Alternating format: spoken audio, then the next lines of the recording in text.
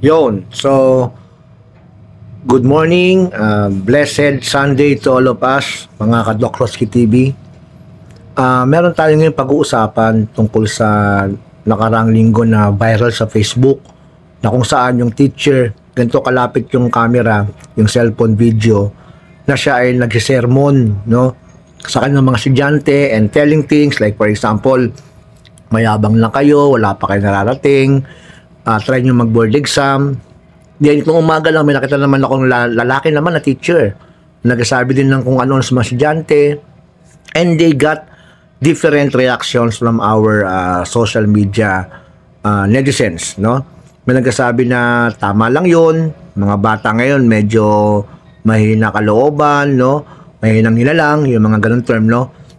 Yun din naman ay naabutan ko. Ako ay batang 80s, batang 90s na kung saan ang mga teacher namimingot, naninermon, nang pupukpok ng stick sa kanyang mga daliri pag mahaba kuko, at marami pang iba na the way yung mga teachers namin ay kami ay nadisiplina. And true to it, talaga naman na naging aral sa amin yun. However, walang statistics na nagsasabi na lahat ba ng mga dumaan sa ganung training ay matagumpay sa buhay. Anong ibig ko sabihin? To be safe, no? Quote and quote yung to be safe. Anong ibig sabihin ng to be safe? Dapat talaga ang end point nasa mga guro. Dapat maganda ang ating trainings at maganda yung ating magiging classroom management. Whatever style it is. Siyempre, gusto man natin yung style ng unang panahon na meron tayong stick sa kamay, bawal na yan dahil sa CHR, the Commission on Human Rights, saka sa ating mga bagong DepEd rulings, no? Nabutan ko rin yung panahon na ako'y naukaan, no? Sa CAT ko noon, and even sa ROTC, no, na naka-attend tayo ng mga trainings niyan. Ngayon, bilang isang academician, bilang isang social scientist, bilang isang licensed teacher at speaker, resource speaker sa iba't ibang mga leadership training seminars, motivational, peace retreats, ito dyan ang aking dalawang sentimo.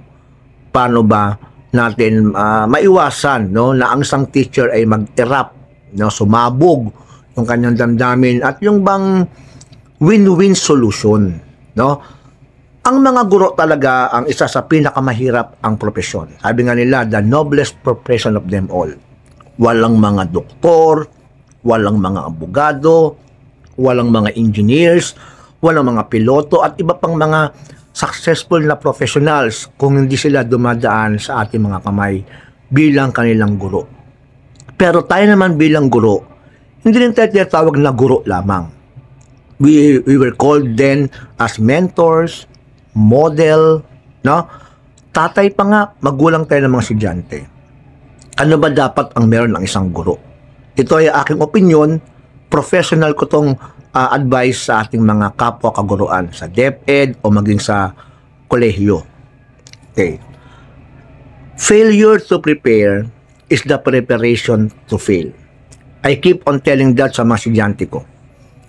Even in the master's and doctoral degree, I keep on telling sa mga teachers, sa mga principals, sa mga supervisors na gusto maging doctorate degree holder, kung sa mga estudyante nyo nga, ayaw nyo nang hindi ready, ganoon din tayo dito kako sa masteral and doctoral graduate program.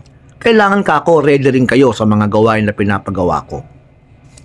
Una, ang isang guro, maging yan ay sa kinder, preschool, elementary, secondary, or tertiary, dapat ready kayo. Sa DepEd, may tinatawag kayong lesson plan. Dapat yung lesson plan na yon, nasusunod mo yon. May nakita akong mga guro noon, go away with the TOS or the table of specification. Dapat alam niyo yun. Doon dapat lamang nakafocus ang inyong pagtuturo. Minsan may guro lalapit sa akin, Doc, Sir, mga estudyante ko, mga bastos, hindi ako pinapakinggan. The other way around. Tignan nyo rin, yung ba mga sinasabi nyo ba, kapakipakinig? Yung bang tinuturo nyo, ay based doon sa inyong table of specification. Kasi may mga pagkakataon ang guro lumalayo sa topic na dapat nilang itapik. Para makuha ang atensyon, nagkwento ng mga love life, o siguro motivation mo yon, di ba? Dahil sa pagtuturo talaga, ang motivation doon sa lesson plan ninyo, ang nakalagay ang motivation sa umpisa. But the truth is, the hidden curriculum, ang motibasyon na makinig ang inyong mga estudyante ay sa buong oras na kayo ay nagtuturo. No? So, that's number one. No? Kailangan handa kayo sa inyong klase. Meron kayong lesson plan, o kung sa kolehiyo, yung inyong module, yung inyong lesson guide, and yung inyong syllabi or syllabus. May guide yung estudyante ninyo. So, pagpasok ng teacher, ang isang teacher dapat ready siya physically. No, kung may uniform, like sa DepEd, mas madali.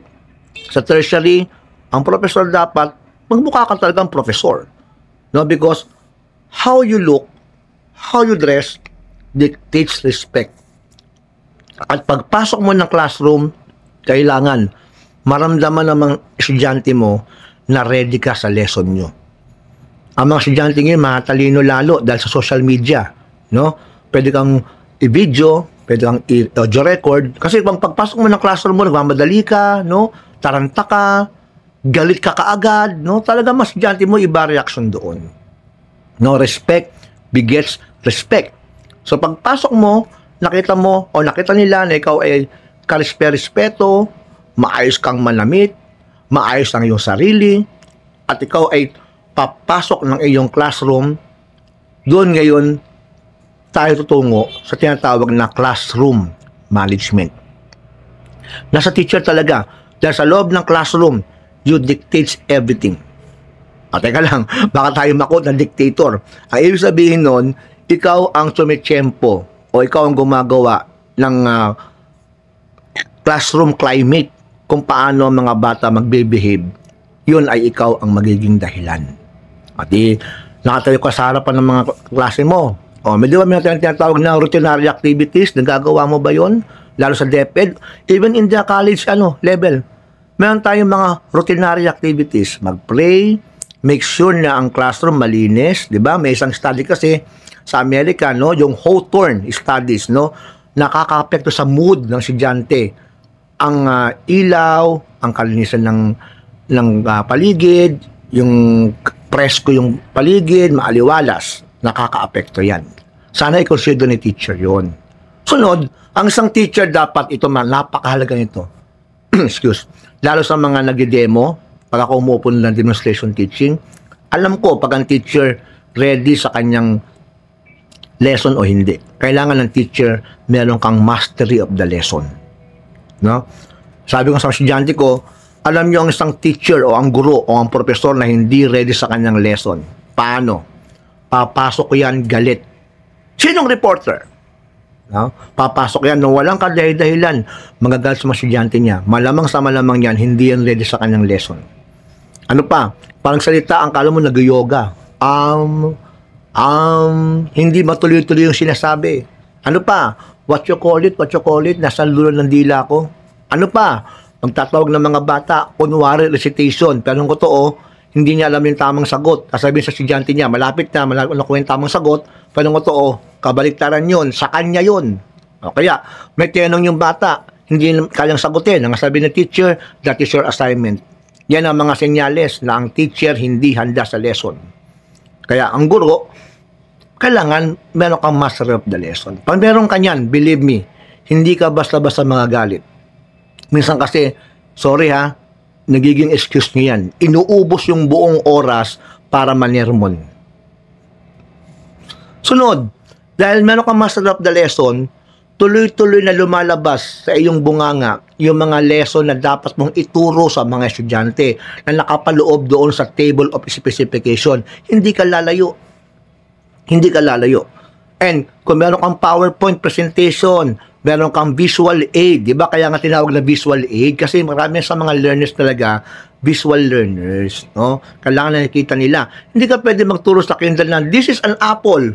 imaginary, no. Kailangan mo sa kanilang pakita, ano ba yung apple, no? Sa mga formula, kailangan mo pakita, magsulat sa blackboard o sa whiteboard ng eskwelahan. Kailangan, meron ka talagang visual aid materials. Whatever it is, kailangan meron ka. Requirement siya sa pagtuturo. No? May mga biroon pa nga mga teacher, gagawa lang ako ng visual aid na maganda kapag demonstration teaching. That is not the case. No? Every day is a demonstration teaching for you. No? Dinidemo mo sa mga bata, ano ba ang tama, paano ba ang gagawin. Pangatlo, ang guro dapat meron siyang well-modulated voice. Kaya yung likuran, nagkaagulo-gulo na kasi yung boses mo umaabot lang sa first, second, third row. Mula sa row 4 hanggang pa huli, hindi ka na naririnig. Bakit? Nakaupo ka lang eh. Huwag ka magtuturo na nakaupo ka lang. Go around. Let the student or the learners know that you are trying to communicate with them. Hindi lamang yung nakikinig sa ang iyong kakausapin. Look onto their eyes. Make sure at let them feel that you wanted to communicate and connect with them. And then, well-modulated voice. Kasi may mga guro, minsan akala mo lahing galit. No, nasa harapan ng kausap niya, nakasigaw. Meron naman mga guro, monotone. Okay, class, our lesson for today is about... Kaya, ang mga estudyante nabuboring, hindi sila motivated makinig, no? Meron naman napakayahan ng boses. Tapos may marinig ka sa mga teacher, basta ako, nagturo ako. Matuto sila o hindi, tapos. No. It should be nagturo ka at sila ay natuto. Diba sa lesson plan niya, meron kang target, 75% of the learners shall learn the following. Kung di mo 75%, taasan mo yung expectation mo sa sarili mo. Kasi diyan nga pumapasok ng mga researches, no? Pa merong mga sa mga elementary, yung mga hindi pa nakakabasa, yun ngayon lang kailangan ng extension ng iyong serbisyo. Yan.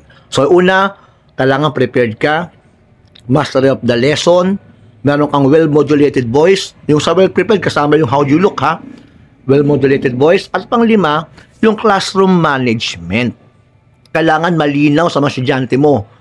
Ano ba ang gusto mong mangyari sa loob ng classroom? Make them feel na kasama sila sa pagbuo ng decision making ng mga rules sa inyong classroom. No? You appoint people, learners na makakatulong sa iyo. You even have your president ng classroom na tausapin mo. Magkano ka nilang sergeant at arms, no? Na mga batang alam mong medyo siga-siga dati, no? Turn their behaviors into a positive behavior. No? Ano pang sunod? Ang isang teacher, ipakita mo sa mga estudyante mo without telling them na board passer ka, magna cum laude ka, no? Ikaw ay dean's lister nung nag-aaral ka, ipakita mo sa kanila the way you handle them. Kapag mga estudyante mo, ito yung mga kailang reaction, no? Ganun pala yun. Woo, yung pala yun. Now I know. Galing naman, teacher. Meron palang ganun. Kaya pala. These are the reactions, no? Na makikita mo sa kanila, lalo sa mga elementary learners. Nako, prangkang-prangka yung mga yan, no? They even sleep, no? Kapag talagang naboring sa iyo mga estudyante na yan. Kaya, totoo naman, na iba talaga mga bata ngayon. Iba nung panahon natin. Sila ngayon ay mga nabuhay, no, sa computer world. Ang tawag sa kanila, no, talagang mga digital natives. Tayo naman ay mga digital immigrants. Iba ang disiplina nung unang panahon. Iba ang disiplina ngayong 21st century. Pero the word remains disiplina. Nag-i-evolve lang. Nasa teacher talaga yan. Ikaw, teacher, paano ka maging guro sa loob ng iyong eskwelahan? Meron ka bang malasakit sa mga estudyante mo?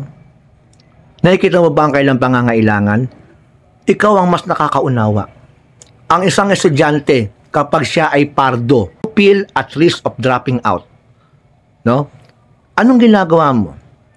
Sinasabi mo ba na mababang sweldo ng teacher? Get out of the system. No? Ang isang guro, ay talagang noblest ang profession. Ang isang guro, ito matawa kayo ito at you will agree with me, yumayaman kapag ang asawa seaman. Hindi, I'm just kidding. Para lang maging light ang ating usapan. Pwede yan na magkaroon ka na yung extra income. Kaya may mga guro tayo sa elementarya, sa DepEd, nagiging profesor sa kolehiyo. Sideline nila yun. Pero, huwag niyong kalilimutan yung inyong unang obligasyon. Part-time lang ang pagtuturo sa ibang eskwelahan. Full-time kayo bilang guro diyan sa loob ng inyong silid-aralan. Sana makatulong itong aking munting video na ito. Siyempre, huwag niyo kalilimutan to pray before and after your class. Yung puso ng estudyante nyo ang inyong i-touch. Ang intellectual, it is always teachable. Depende man sa kanilang IQ capacity, but believe me, they will forget our names. But they will not forget how we made them feel during the class session. Na hindi mo sila minaliit, hindi mo sila, sorry for the word, binalahura, kasi teacher ka. Hindi ka teacher lang. Teachers, go on trainings. Mamuhulang kayo dyan. Yung mga trainings na yan, yung mga workshop na yan, ito yung mga capsulized information na pwedeng ituro sa inyo ng loob ng 3 araw instead of taking it as 1 semester. Saludo ko sa mga kaguruan. Alam ko, marami pa dyan ang nagsusumikap at gumagawa ng gampanin. Meron o walang visitation ng master teacher, ng head teacher, ng school head, or even ng DepEd supervisors. Pahabol, huwag mag-walk out sa klase. Ipadama sa mga bata, you're in control. You are the teacher. Salute